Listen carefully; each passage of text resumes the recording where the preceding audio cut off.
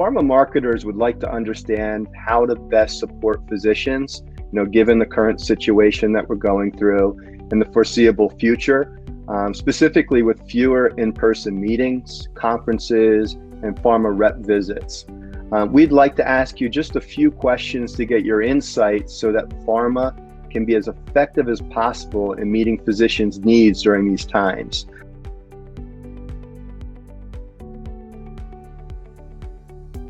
So it's really about kind of rethinking how we interact, but also how we're able to then support our patients. And so I think one of the main things that I look for from our pharm reps is how can we provide these drugs to our patients at a low cost and how we can make it accessible to them. The information that I would like from pharmacy reps is actually the clinical data. I usually like to look at the clinical data myself and read the studies on why the medicine that they're promoting is good or not, trials.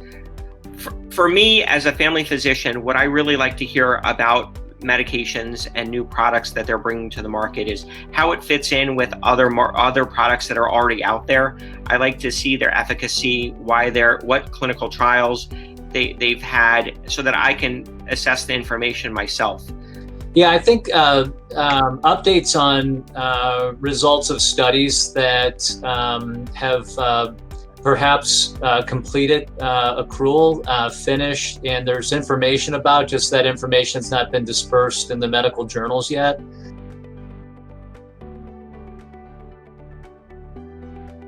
Imagine that COVID is going to be around with us for a while, so I think that we're really seeing a transformation in how we deliver healthcare, and I think that the virtual platform is reasonable to handle a certain percentage of oncology visits.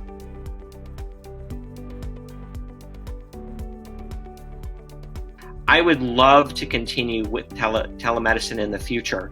I think it is essential. People are going to be able to, have sick visits and not take the day off of work.